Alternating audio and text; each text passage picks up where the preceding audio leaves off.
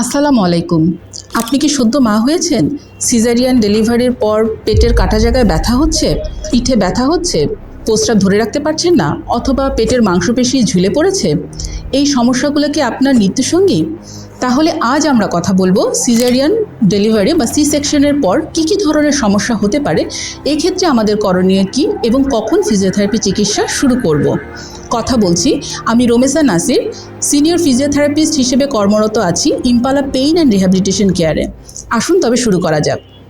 C section বা caesarean delivery হলো এমন একটা পদ্ধতি যেখানে মায়ের পেট এবং জরায়ুতে 4.5 থেকে 6.5 ইঞ্চির মতো কেটে শিশুর জন্ম দেওয়া হয়। নর্মাল ডেলিভারি সম্ভব না হলে বা ঝুঁকিপূর্ণ হলে এই অস্ত্রোপচার করা হয়। অনেকেই মনে করেন সিজারিয়ান ডেলিভারির পর শুধুমাত্র বিশ্রামই যথেষ্ট, কিন্তু আপনার শরীরকে সঠিকভাবে সুস্থ করতে প্রয়োজন সঠিক ফিজিওথেরাপি।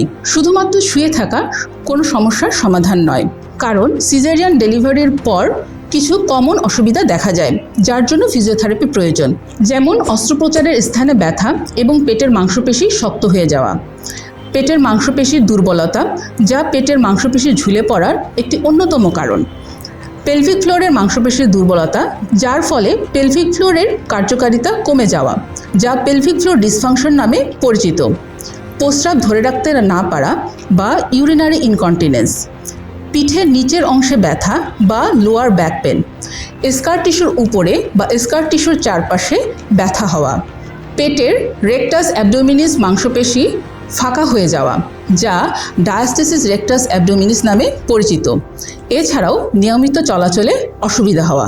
এইসব অসুবিধা কমানোর জন্য এবং দ্রুত সুস্থ জীবনে ফিরে যাওয়ার জন্য প্রয়োজন সঠিক ফিজিওথেরাপি। আসুন এখন জেনে নেই কখন ফিজিওথেরাপি চিকিৎসা শুরু করব। সিজারিয়ান ডেলিভারির পর ফিজিওথেরাপি চিকিৎসা শুরু করার একটি সঠিক সময়রেখা রয়েছে, তবে এটা নির্ভর করে আপনার ব্যক্তিগত শারীরিক অবস্থা এবং ফিজিওথেরাপিস্টের পরামর্শের উপর। তবে অস্ত্রোপচারের প্রথম দিন থেকেই আপনি কিছু মাইল্ড এক্সারসাইজ শুরু করতে পারেন, যেমন অ্যাঙ্কেলের মুভমেন্ট, ব্রেথিং এক্সারসাইজ এবং পেলভিক ফ্লোরের মাইল্ড অ্যাক্টিভেশন এক্সারসাইজ, যা আপনার রক্ত সঞ্চালনকে উন্নত করবে এবং রক্ত জমাট বাধা রোধে সাহায্য করবে। প্রথম সপ্তাহে হাসপাতাল থেকে ছাড়ার পর আপনার ডাক্তার অথবা ফিজিওথেরাপিস্টের পরামর্শে হাঁটার মতো হালকা নড়াচড়া এবং পেলভিক ফ্লোরে সামান্য কিছু এক্সারসাইজ চালিয়ে যেতে পারেন। তবে পূর্ণ রিহ্যাবিলিটেশন সাধারণত ডেলিভারির 6 থেকে 8 সপ্তাহ পর শুরু করা হয়। এক্ষেত্রে একজন বিশেষজ্ঞ ফিজিওথেরাপিস্ট আপনার পূর্ণাঙ্গ অ্যাসেসমেন্টের মাধ্যমে আপনার প্রবলেমগুলোকে আইডেন্টিফাই করবেন এবং সেই অনুযায়ী আপনার এক্সারসাইজ প্রোগ্রাম প্ল্যান করবেন। একজন ফিজিওথেরাপিস্ট হিসেবে আমরা জানি আপনি কতটা কঠিন সময়ের মধ্যে দিয়ে যাচ্ছেন। আপনার সুস্থতাই আপনার সন্তানের জন্য শ্রেষ্ঠ উপহার। তাই দেরি না করে সঠিক এবং নিরাপদ ফিজিওথেরাপির জন্য আমাদের বিশেষজ্ঞ ফিজিওথেরাপিস্টদের পরামর্শ নিন। সুস্থ থাকুন, ভালো থাকুন। ধন্যবাদ।